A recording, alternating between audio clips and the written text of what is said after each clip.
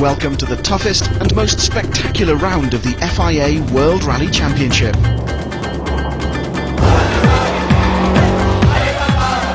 Besides the heat and dust, Kenya's Safari Rally also poses challenges which are unique within the series.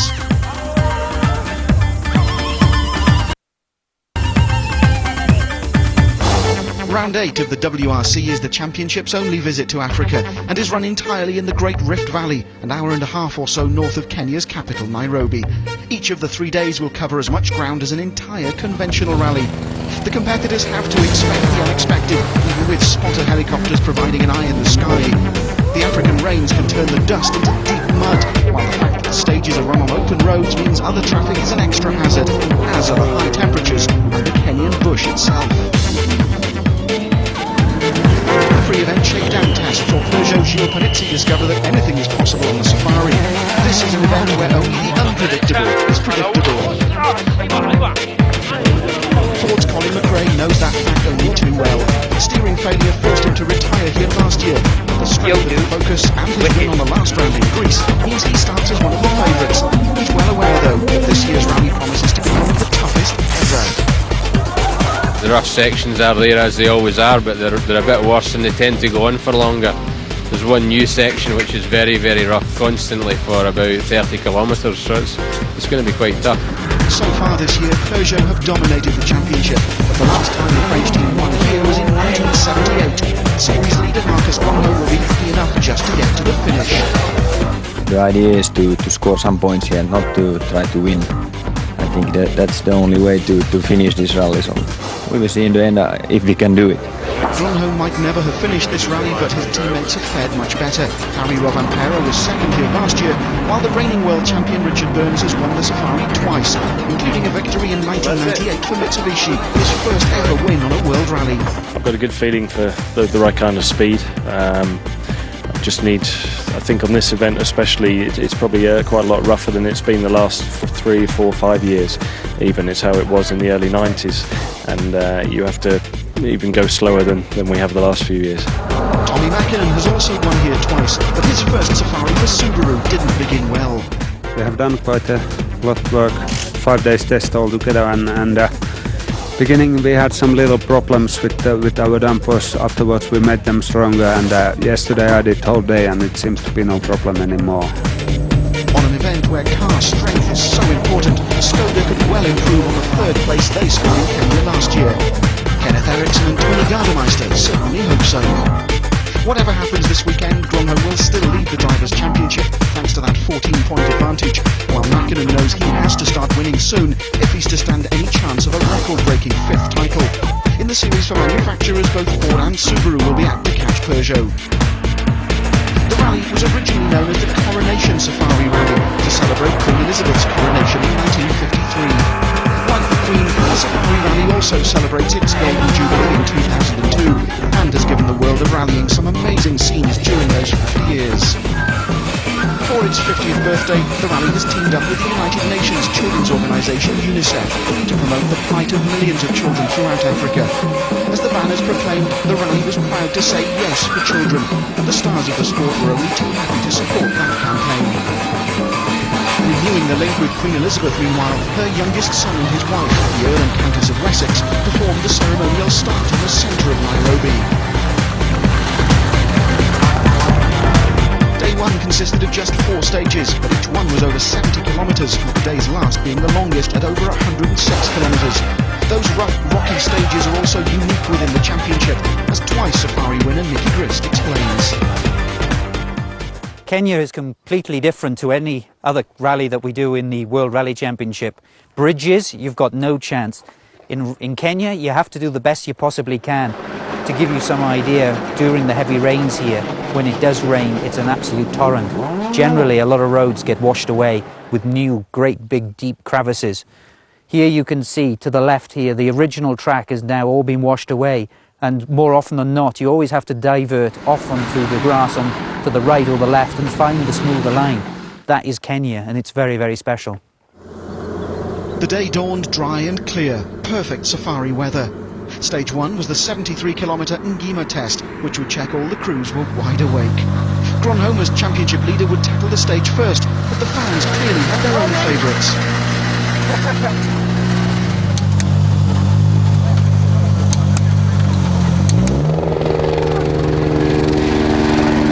So far this year, Marcus and his co-driver Timo Rautiainen have been almost invincible.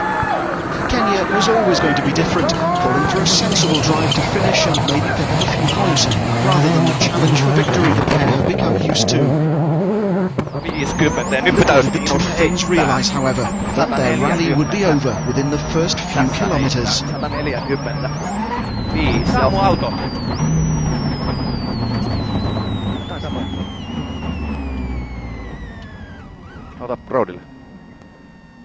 FX for Timo. The engine stopped. Can you help me a little bit and calculate for me how long approximately can we stand and repair the car? You have to finish the stage at 9:35 maximum. Suddenly the engine stopped. We don't know what the problem. Probably camshaft. Just stop. Carlos Sainz was next to start, the Ford starting 3 minutes behind the Peugeot rather than the usual 2 to allow the dust a chance to clear. This was the section of the stage known as the rockery, so rough that the cars have to drop down into first or second gear. Even so, that dust was clearly still a problem. Sainz was 5th fastest despite a puncture, while others weren't so fortunate. Peugeot's Gilles Panizzi passed Grönholm's stranded 206, but he too would have cause to curse stage 1.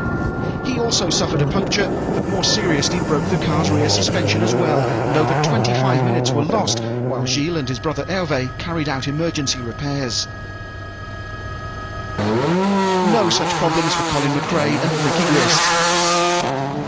4th in the championship meant the pair were 4th on the road, and so soon spotted Grönholm parked up. They'd opted to take things easy, particularly over the rockery. Despite reporting no mechanical worries, were only 7th quickest, over a minute and a half slower than the stage winner.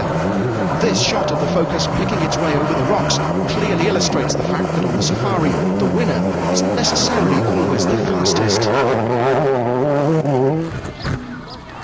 Let's take our first look at Kenya through the eyes of an onboard camera. In this case, the one on Richard Burns' Peugeot, another driver who was taking things fairly steadily. Easy left, plus tightens 40.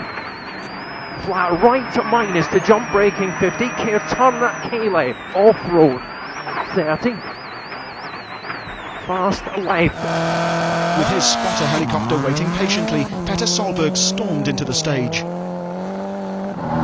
He, though, was soon crawling over the rockery like the others, but there'd be problems ahead for the Norwegian and his Welsh co-driver, Phil Mills.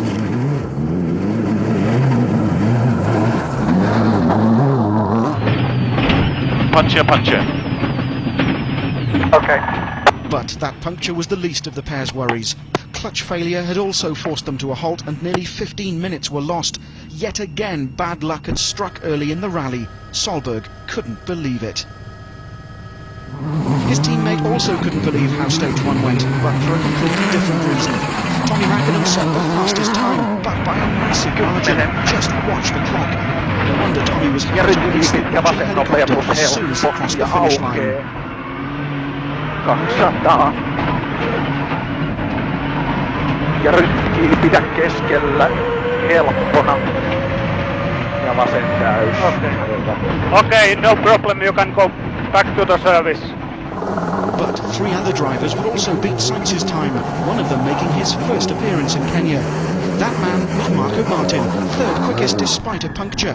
How's this for concentration?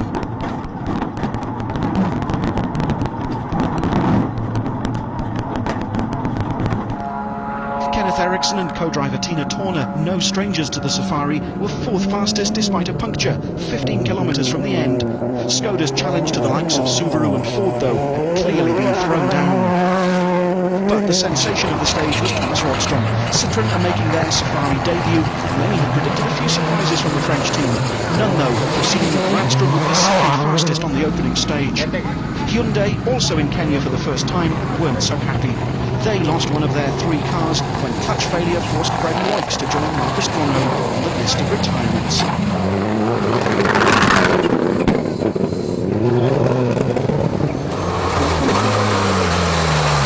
Carlos, Front puncture, many problems? No, just front puncture, I fell last 5 kilometers. No, it's not much more to say. It's incredible, I can't believe it. Clutch broke from the start, 100 meters after start. Can't believe it. This was the rally's first leaderboard. Mäkinen 21.1 seconds ahead of Rodstrom, and Martin, Ericsson, Seitz and Tony Gardemeister covered by less than 10 seconds. Colin McRae led the chasing pack, while Richard Burns' cautious start had left him down in 12th place.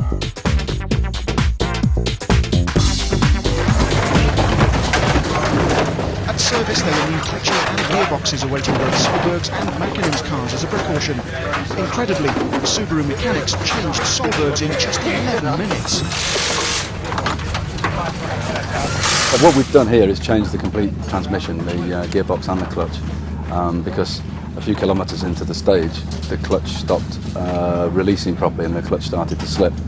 And now we're just going through the process of trying to work out what that is. It's not immediately obvious, there's no major mechanical fault somewhere in the hydraulic system or something like that. There's a tiny fault with major consequences. Mäkinen, though, was delighted at the performance of his Impreza. I have to say, car is 100% good feeling at the moment. It is. We did last Wednesday still whole day, and we found a better setup for the dampers, and now they seem to perform very, very well.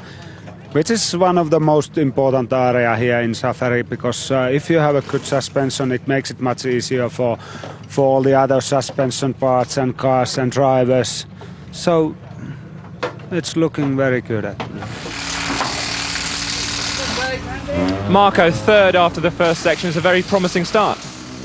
Not really. I'm trying to have a bit different style on following stages, because I almost had a heart attack twice on that stage, so we missed really bad tips twice. Luckily the focus was strong enough to sort of live with that. And so to stage 2, the 81.8 kilometres of Seyabe, which was much faster than stage 1. One driver, however, wouldn't get the chance to check that out for himself. Armin Schwarz, third here last year for Skoda, retired on the road section before the stage with alternator failure. I can't start it anymore. Just got a very bad misfire straight out of the service, and got here, and then the car stopped, and I don't know, maybe the battery or the alternator or something. If you remember Nicky Grist's earlier comments about looking for an alternative line to avoid the rougher stuff, stage 2 saw Grist and McRae do exactly that, get into the grass for a kilometre to set the fastest time, and so leap into second place overall. And 6 right. Into 6 left. The smoother track is sure to be something that the others will also use when the stage is rerun, but the Ford pair were the only ones to take advantage of it this time, to brilliant effect.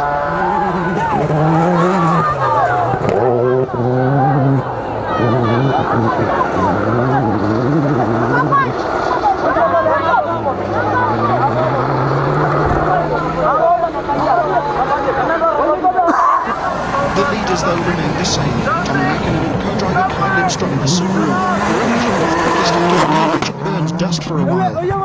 After Rodstrom's performance on stage 1, stage 2 saw Sebastian Loeb almost equal his colleague's result. Just 0.8 of a second were all that prevented the Citroën team from setting the second quickest time on both of the first 2 stages.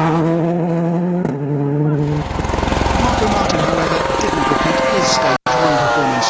Only 12th quickest this time, the Estonian tried to and was forced to stop and change a puncture, although he was at least able to drive on when he punctured again towards the end of the stage.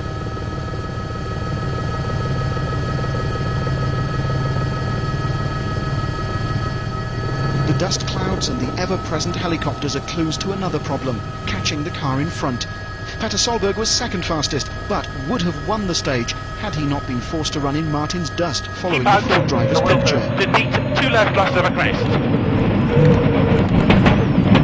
Keep left of a 60. At the other end of the problem was Alistair McRae, whose Mitsubishi was caught by the Skoda of Tony Gardemeister after the Lancer broke a suspension damper. This time, though, the 2 helicopter crews discussed the problem on the radio. There is coming. Alistair pulling over to allow the undamaged car to pass. Okay, flat left on crest, tightens to slow minus.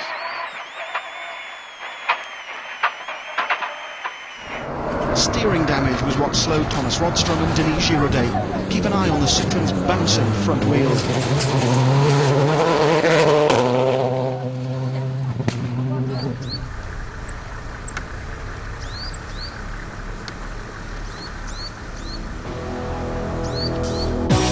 Despite the fact that Colin McRae, taking to the grass, looked to have gained him useful time, thanks to the virtual spectator, we can see that the off-track excursion wasn't actually the reason for his stage victory. If we compare McRae and Sainz, the Spaniard initially starts to pull away, but then McRae starts to get an advantage by going across country. It's only when McRae tries to get back on the stage that the most interesting part of the parallel racing simulation happens. As the Scot slows, his teammate catches and passes him again. So maybe that smoother grass wasn't such an advantage after all.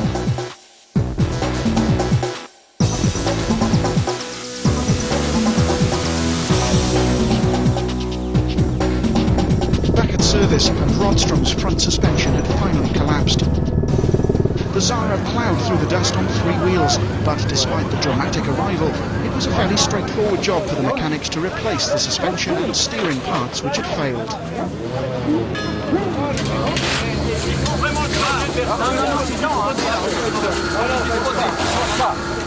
Oh, 27 kilometers before the finish of the last section, we broke a steering arm. So Thomas drove carefully to the finish, but on the road section I have to be on the back of the car to have a better balance. You must have found a bit of speed to win section 2. Yeah, we pushed harder, but you know, the section allowed it. It was a far quicker section. The rough places were fast rough places, so you know, we weren't taking risks to do that. Yeah, if you get to the end of each section with no trouble, then you're gonna do well. Of course, there are people going faster than us, but I think they're taking a few little chances, and we have to see if our plan works. But again, we had exactly the same problem as on first section with Richard, and we finished the section on his dust, and it few times I had to slow down completely. That was slowing down a little bit. I'm just wondering how about the next stage, because it's much rougher, and if he's keeping the same speed, it's going to be the same problem. This amazing road surface was just one of the reasons many crews hadn't been looking forward to stage 3. Mechanical damage and punctures were almost inevitable, as Carlos Sainz and Luis Moya discovered around 29 kilometers into the stage.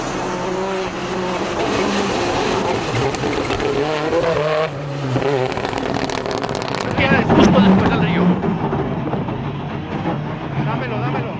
Ya te lo doy ahora todo. Toma. Normally the teams use a run-flat mousse which inflates when the tyre punctures, but the suffocating heat of Africa means that the mousse isn't always fitted here, so punctures are then even more of a problem.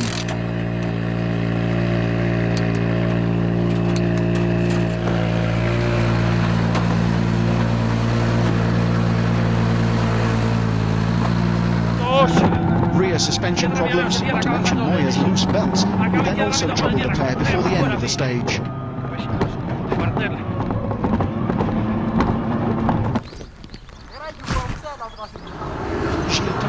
Considered a tarmac rally specialist, was second fastest on the stage, and so clawed back some of the time he'd lost on the first. Richard Burns, meanwhile, suffered from problem after problem. He broke a water pipe, but oil leaking from a broken front suspension unit then caught fire, and he was forced to stop and extinguish the blaze. Over 7 minutes were lost in total.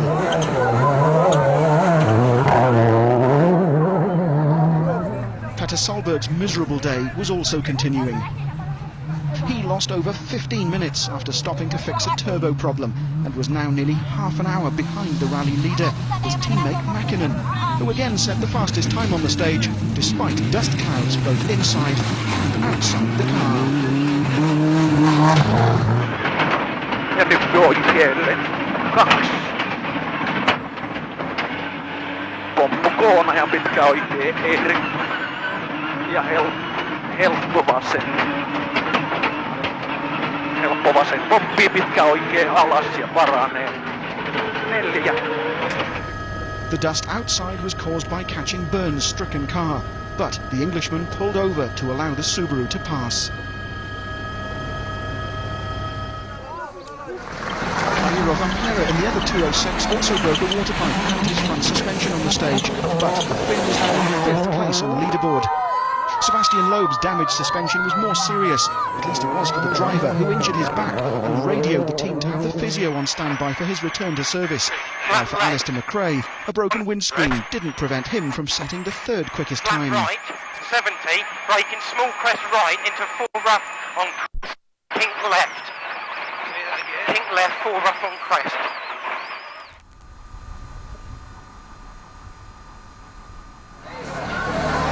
At the end of the stage, Loeb's discomfort is clear, as he explains to the man from Michelin.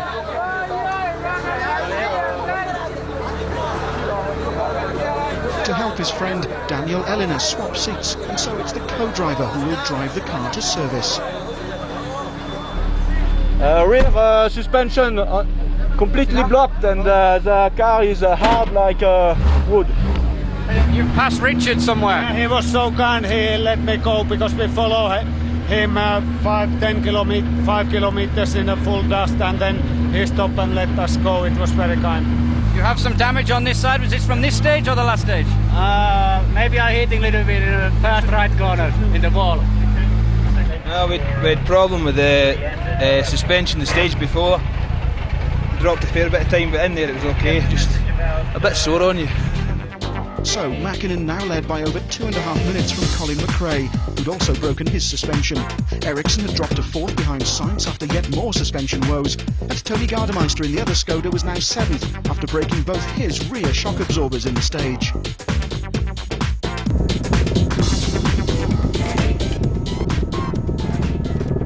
First of all, we have a puncture, then we hit a dog, unfortunately, and then we broke rear damper.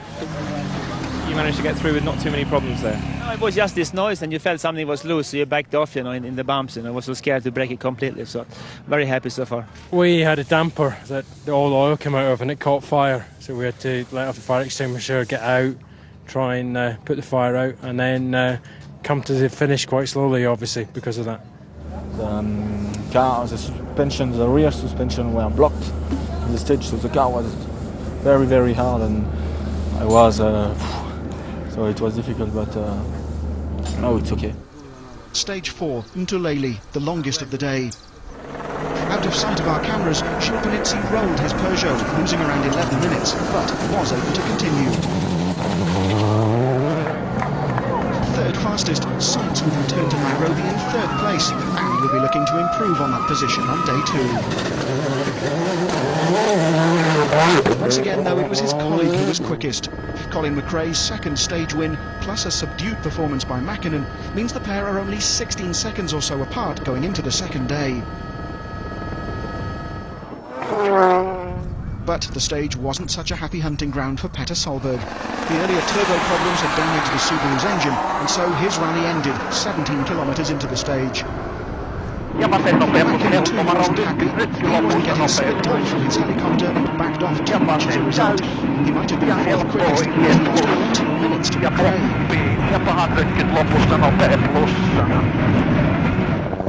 Alistair McRae, meanwhile, lost around 37 minutes with an engine problem and stopping to change a broken wheel. But at least he was still going. Francois Delacour had retired the other Mitsubishi earlier in the day, while Tony Gardemeister became the day's final victim when he lost a rear wheel and so parked up. At the end of day 1, this is how things stand. The gap between Mäkinen and McRae is now down to 16.1 seconds, while Sainz, Rovanperä, Ericsson and Martin are in the point-scoring positions. Behind the top 6 are both the Citroens and Byrnes, among others, with 12th place now over 33 minutes behind Mäkinen. I'm not worried about what I've seen so far. Our car performance is it is very good. We were slowing down quite a lot on last stage. Let's see tomorrow. We sort of found the pace that we were happy with and went with it. When Tommy was pulling away, we didn't respond to it because it's in this rally generally it's a matter of time before the sort of clocks turn, and he's a problem. I think it's not too bad at the moment. Have obviously a few problems today, especially in the 3rd one. We have a little bit of a nightmare there, but no, it's going well. Will it still be Mackinnon, McRae and Smuts at the head of the field at the end of the rally's last day, or will they join the long list of retirements? Join us tomorrow to find out. But from Kenya, good night.